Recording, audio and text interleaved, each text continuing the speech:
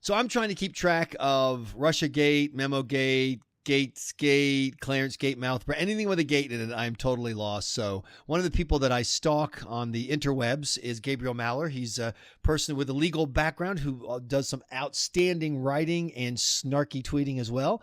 Welcome to the Michael in the Morning podcast. Thanks, Michael. So explain Russia MemoGate thing to a person who's not as smart as you. In a nutshell, the FBI and the Department of Justice are looking into whether the Russians interfered with our election last year. The House Intelligence Committee, which is headed by Representative Devin Nunes, is also looking into that. Now, that's Russiagate. The idea that the Russians have interfered with our election in some way, that is what we refer to as Russiagate. Now, for the past, almost 7 months, almost 8 months, it appears that the DOJ and the FBI has been butting heads with the House Intelligence Committee. And the House Intelligence Committee, again led by Devin Nunes, has decided that it's going to publish a memo accusing the FBI of abuses of power in its investigation. What that has to do with Russiagate is it's not quite clear. And again, we haven't seen it yet. The memo has not been released yet from the House Intelligence Committee. I should say from the GOP half of the House Intelligence Committee, because they created it. The Democrats have created their own memo, like their counter memo. They would like to release that too, although that's apparently not ready for the light of day either. So what we have here is a lot of innuendo from people who, it's politics. The Republicans want to make the Democrats look bad. They also want to defend the president. That's the thing that's so baffling about this to me, is that all sides, at least as far as MemoGate goes, has lost the plot. Right? It's no longer what did Putin do. Right. Now it's about what did the FBI do, or what did Devin Nunes do, or it's tiresome. I can understand it's turning people off, but we have to refer people back to, we've got another election coming up in just 10 months. Right.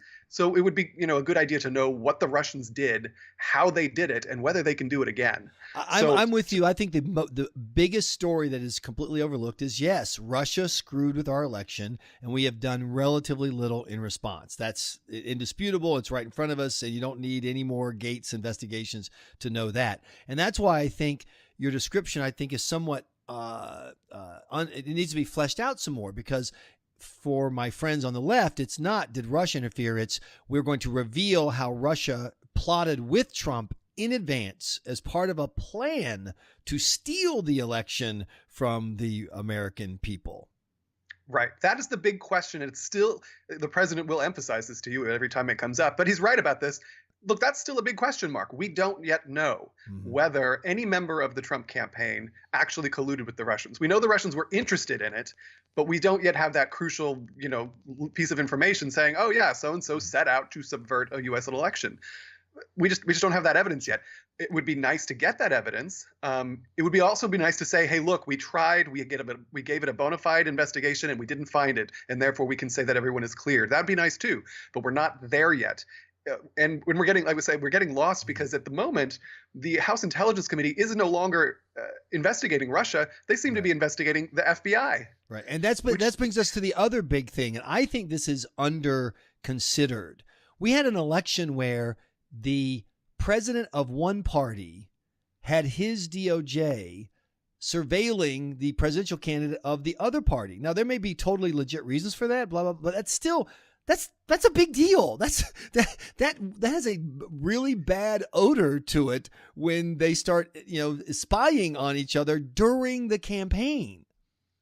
It has a bad odor, but we need to find out why.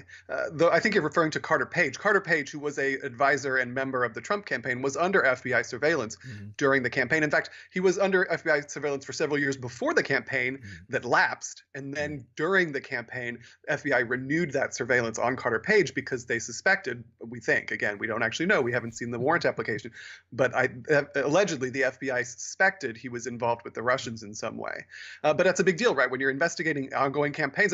That derailed the Clinton campaign, right? The FBI announced days before the election, just a few weeks before the election, hey, we're reopening the Clinton email investigation, which many people say, hey, that destroyed her campaign. That's why she lost. I don't know if that's why she's lost, but that's certainly, again, something to be investigating, is we had both campaigns here were apparently at one time or another under criminal probe by the federal government. But it is significant. I think it's, to me, I think one reason why people on the right are jumping on board this MemoGate conversation is because there's a political power in it's not somebody was being spied on. It was their guy, or guys, Obama and Hillary, spying on our guy. And that just raises the political temperature, regardless of who, if it was a Republican investigating a Democrat, that's beside the point. It's one team investigating another while the other team is trying to win the White House. It is, although I would say we do have a constitutional cutout in there. The courts, right? The FISA court did actually review the warrant, and I think maybe your viewers have, your listeners have heard this. The FISA court was at one time known as just a rubber stamp. Anything that FBI came with, they would just say, okay, we approve. That was no longer the case. Starting in about 2015 to 2016, they started denying things much more because they had come under public scrutiny as a rubber stamp. So instead, they kept saying to FBI, no, you need more evidence before they'll grant the warrants. That started in about 2015 and continued through 2016 up to this year. But that's the cutout, right? When FBI says, when Devin Nunes says, oh, the FBI, they abused their power, the FBI says, well, look, we took it to a court. A judge signed off on it. That's the cutout that says, well, we do still have constitutional checks and balances here. And I would remind you, Devin Nunes once said he was recusing himself from this probe because in April, if you recall, he went on the television and spilled classified secrets. House Ethics Committee announced that they were going to look into his TV appearances, and he said, well, fine, I'll recuse myself from this investigation. And then later in the year, he unrecused himself and said, well, I never said I was actually recusing myself. I wasn't going to. He seems to keep inserting himself into this in a manner that tends to be disruptive. It doesn't actually tend to uncover new information or more information, but it certainly disrupts all the parties involved. We've got FBI now has been running back and forth to the Hill trying to calm tempers, and Devin Nunes is simply saying, no, you don't get to come up here because we're investigating you. Sure. But there's one reason investigating Russia. But one way to get the tempers riled is to not hand over information to the elected representatives of the people whose job it is to oversee what you're doing, and to repeatedly deny requests for documents until the day came where there was going to be a vote to hold the director of the FBI in contempt. He wasn't hiding the documents from Michael Graham, which I, by the way, recommend Gabriel, hide all your documents from me. It's always a good idea. He was hiding them. He was hiding them from us. And so doesn't that create tension and problems? It can. Some of the documents were close hold. That is, you had to be part of the big four in Congress who could go and sit inside a SCIF and actually read this stuff. Devin Nunes isn't one of those people. He can only go on what he's been told by one of the people who can go actually review the documents, which is one of the things that he's really riled up about. But I want to add, we're talking now about Trump's own handpicked FBI director, right? This isn't a remnant. This isn't Comey, right, who is a remnant of both the Bush and the Clinton administration. This FBI director, Chris Wray. This is Trump's own guy saying, don't do this, you're wrong. And it's Trump's own guy, Rod Rosenstein, the DAG, who's in charge. Remember, A.G. Sessions is recused from this. He said, well, because I was part of the campaign, I shouldn't be involved in this. So the deputy AG, Rod Rosenstein, also a Trump pick, has now come forward and said, no, you've got the wrong idea. These are not Clinton partisans, they're not Obama partisans, they're not holdovers from these are Trump's own guys saying, hey, you guys are doing damage to the law enforcement apparatus of this country by suggesting that they're hiding the ball.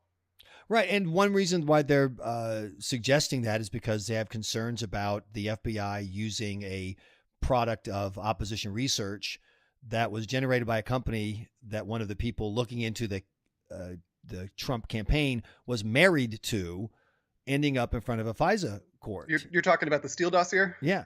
So that is a great and important, one of the major elements that we need to keep our eye on is what was the Steele dossier used for?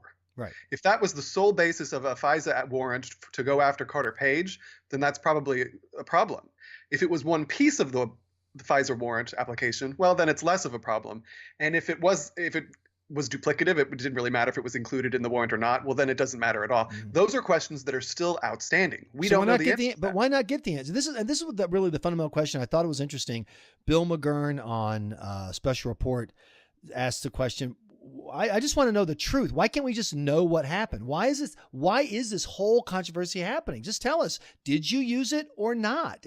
And show us the FISA application, or show the people who are allowed to see it, or create some limited, access to this. And so people can go, oh yeah, it was, or no, it wasn't, or whatever. And we can just go on. People who fight transmitting information look guilty, and they feed the notion that they're up to a conspiracy. They do. One reason that they might not want to disclose it or disclose all of it is because it would reveal sources and methods of surveillance. But we have the sources and methods. Christopher Steele talked to his Russia buddies and paid for information, and then turned it over to the FBI. We have the Steele dossier. We don't have what was in the warrant application. Right. We don't know whether that's just the Steele dossier. But my point is that if people want to know, in other words, if we could put this whole stupid thing to bed just by answering the question, hey, FBI guys, we know you hated Trump. We know that. Okay, fine. You can still do your job. But you didn't let your Trump hatred cause you to bring this crap in and use it as part of a FISA warrant application, did you? And if the answer is no, hell no, look at our FISA warrant. It's not in there. Okay. Or if it's, oops, yeah, we did. Oh, well, then you screwed up. You need to be punished, and we can go back to normal life. This isn't the end of the democracy either way it comes out, Gabriel. That's what I don't understand. Just tell us what the heck happened. As I understand it, the Trump administration can do that at any time it chooses. Right. The one thing that you can do for sure as president is declare something unclassified. Right. Our whole classification system is set up by executive order. So if President Trump wants that warrant application unsealed, he can simply say so at any time. I would like for him to do that. So am I allowed to say that, or does that make me one of the conspirators too? Because one of the conversations I've been having is that if you take these questions about the FBI's behavior seriously, that you're part of damaging our institutions and the populist mob. And one of my mantras on talk radio for 15 years has been, fundamentally, every member of law enforcement is a government unionized bureaucrat with a gun. That's who they are. And so do they do good work? Yeah. Sometimes they do bad work? Yeah. And in Boston, FBI and bad work isn't theory. FBI and bad work equals murdered people. So I didn't understand, how did conservatives become the people who never challenge what the government is doing and just take their word for it and let them tell us what we're allowed to know? Well, I think at this point, it's not so much as taking the government's word for it, but not necessarily taking a politician's word for it either. So just tell us. In other words, it's the FBI that's saying you can't see. Well, screw you. What do you mean I can't see? You work for me. And I actually had somebody say, I'm not making this up, Philip Bump from the Washington Post said, well, shouldn't we leave this to the professional bureaucrats who are the best at making these? They're trained to make these decisions. Hell no. What are you talking about? That's the last person I'm going to trust is the trained bureaucrat. So once again, Gabriel, I ask you, am I a nut? Because I feel like I'm the same guy I've always been when it comes to trusting our fine bureaucratic masters in Washington, D.C. Far be it for me to come on your radio show and call you a nut. Oh, call me a nut, please. You won't be the first. No, I think it is perfectly legitimate to have questions here, to raise questions and to demand answers that we are owed. I think the manner in which many people have gone about that have been more disruptive than they are informative. And to my answer to that, and maybe this is a good place for us to kind of wrap up, is, of course, it's shamelessly partisan. It's ridiculously partisan. Everybody is ridiculously partisan, whether it's the FBI agents in Andy McCabe's office going, we've got to stop Trump, or whether it's the guys trying to defend Trump. He did nothing wrong. Everybody's partisan. But I think one of the magical things about our constitutional system is that it takes the energy of partisanship and turns it into better outcomes by having these forces collide and having these institutions that take the energy of those partisan desires and then bring us things like the truth and facts and transparency. I think our system can handle this. Once again, am I wrong? No, we're going to get there. We're going to get there one day soon. And one thing people sometimes forget, a lot of this stuff, hopefully, will be tested in a court of law, right? We already have some indictments come down from the Mueller probe. Yeah. All of the questions that have been raised are going to end up in a litigation, which means we should get some conclusive answers here that aren't necessarily tainted by the Republicans versus Democrats of the House Intelligence Committee. But once again, I have to note, nobody's been charged with anything having anything to do with Russia collusion. Nothing. And so once again, we get back to this. Am I really going to watch a president of the United States get charged with obstruction for obstructing a crime that didn't happen? Oh, And that's so political. you can bank it on here first. The president's not getting charged with obstruction. That's my prediction for you, and your listeners is that's not happening. Well, I have nothing against presidents going to jail, but I just think about the political. Once again, this is all politics. It's about politics. It's supposed to be political. That you got two. I think in the world, Gabriel, you have two choices. You have political or you have physical conflict. And so politics ends the likelihood of physical conflict. And so I like keeping things in the political arena. But the political damage, if someone were to move forward with a recommendation of prosecution saying we have no evidence of collusion, but Trump fired people and we think he fired them with the motive of stopping the investigation and hiding a non-crime, people would just go crazy. And you can kind of see why.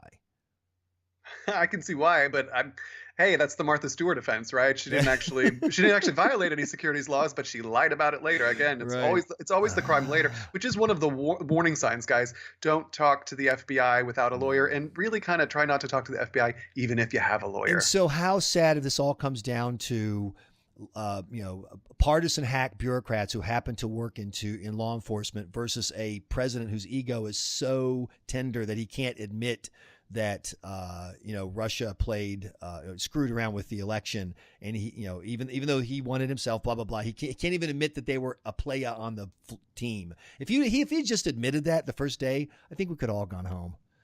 That's one of the reassuring things about this, though, is because the fact that the president is unwilling to even admit that the Russians tried to change the election, well, it kind of cast doubt on the idea that he was involved in any collusion with the Russians. Like, he would be angry. I didn't need the Russians' help. I did this all on my own. Screw you, Vlad. I don't need you. This is all such a stupid, ridiculous mess. I want to go back to scandals that actually mattered, that were about something worthwhile, but this one's no fun. Well, I would keep your ear. This is just a little hint, but there is an Inspector General report coming out in the near future about the Clinton investigation, the Clinton email investigation, and the wrong terms that FBI and DOJ took in the course of trying to figure out whether Clinton broke the law by setting up her own secret server and passing around classified information. Once again, if Obama had been smart enough to stay away from the Clintons. Always good advice. And then second thing, I'm totally serious about this. Imagine if Hillary had early on said, you know what, I'm going to plead to a misdemeanor. I'm going to plead to misdemeanor, whatever, mishandling classified colons or something, some crappy nothing. It would have been a huge blow day one. 30 days later, particularly in the Trump news cycle, would have been forgotten. And all of this would have gone away. It's possible. If I'm a Democrat, I'm mad that she spent so much energy telling people that she wasn't under a criminal investigation. Literally, she said that right up through the election. It turns out she was, and she knew it in February, which means the Democrats, if you were a Democrat, you could have picked another candidate. Yeah. You could have potentially won with, dare I say, Bernie Sanders. But, you could at least have had an option. Here, that she lied to her own voters for long enough that it was no choice just to be like, well, I guess we're going with Clinton. I never thought that is a great point, but except who's going to be the Democrat with the organs required to go in and tell Hillary, we're not going to pick you to be, because of your investigation, we're taking you out of the mix. Because that person would never be seen again. We would only have a rumor that they just, and their suitcase would be gone and we'd never know where they were. So I don't know if I want to do that. Gabriel Malor, so much fun having you on the podcast. Thanks so much. I really appreciate your time. Thanks for having me, Michael.